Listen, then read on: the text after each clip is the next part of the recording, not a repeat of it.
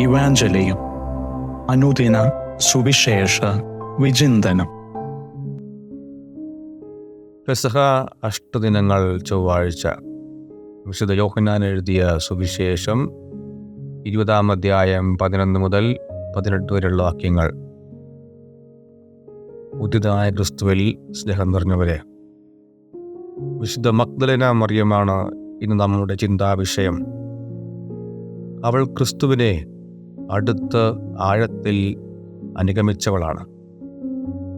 ക്രിസ്തുവിൻ്റെ പീഡാസഹന നിമിഷങ്ങളിൽ മാതാവിനോടുകൂടെ അവളുണ്ടായിരുന്നു. ക്രിസ്തുവിനെ കല്ലറയ്ക്കുള്ളിൽ അടക്കുന്ന സമയത്തും അവൾ കൂടെ ഉണ്ടായിരുന്നു. അവൾ അതിരാവിലെ അവൻ്റെ കല്ലറക്കരികിലേക്ക് ഓടി. പക്ഷേ അവിടെ അവൻ ശരീരം കണ്ടില്ല, ശൂന്യമായ കല്ലറ മാത്രം. ഈ കാഴ്ച അവളെ അതീവ ദുഃഖിതയാക്കി.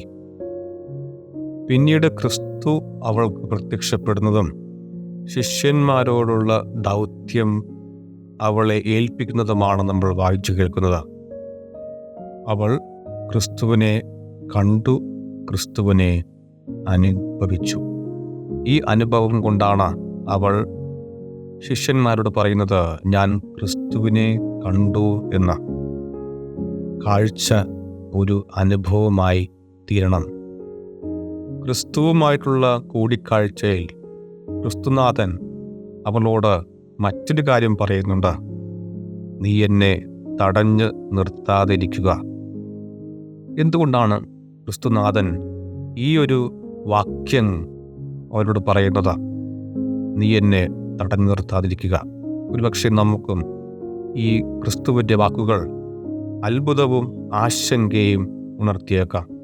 ക്രിസ്തുവിൻ്റെ പരസ്യജീവിതകാലം മുഴുവൻ ക്രിസ്തുനാഥൻ രോഗികളെ സ്പർശിച്ചും അവർക്ക് തന്നെ സ്പർശിക്കുവാൻ സമയവും കൊടുത്തും വളരെയധികം ഉദാഹരണങ്ങൾ നമ്മൾ സുവിശേഷങ്ങളിൽ വായിക്കുന്നുണ്ട്.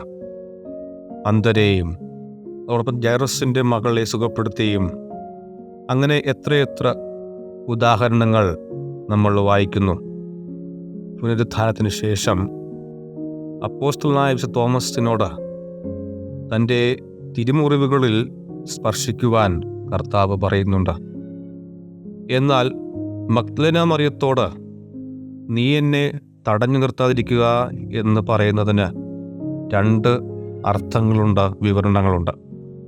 ഒന്നാമത്തേത്, ക്രിസ്തുനാഥൻ ഇവിടെ ഒരു പുതിയ ജീവനെക്കുറിച്ചാണ് സംസാരിക്കുന്നത്.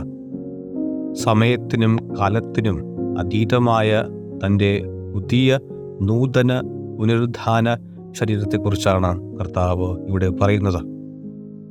രണ്ടാമതായിട്ട്, ശിഷ്യന്മാർ ഇനി അപ്പോസ്തലന്മാരാകാനുള്ള ഒരു വിളിയിലേക്ക് കടന്നു വരണമെന്ന് കർത്താവ് ആവശ്യപ്പെടുന്നു. പുനരുദ്ധാനത്തിന് ശേഷം ശിഷ്യഗണം ഇനി തൻ്റെ അടുക്കൽ മാത്രം ഒതുങ്ങിക്കൂടുവാനുള്ളവരല്ല, നേരെ മറിച്ച് ലോകമെമ്പാടും പോയി ക്രിസ്തുവിൻ്റെ സുവിശേഷം പ്രസംഗിക്കുവാനും വിളിക്കപ്പെട്ടവരാണ് എന്നുള്ള ഒരു ബോധ്യത്തിലേക്ക് കടന്നു വരണമെന്ന് കർത്താവ് ആവശ്യപ്പെടുകയും ചെയ്യുന്നു. സ്നേഹം നിറഞ്ഞവരെ, നമ്മളും അയക്കപ്പെട്ടവരാണ്. പ്രഘോഷിക്കാം ക്രിസ്തുവിനെ. മറ്റുള്ളവരിലേക്ക് ആഴത്തിൽ പതിയുവാനും പതിപ്പിക്കുവാനും നമുക്ക് കഴിയട്ടെ. ആമേൻ.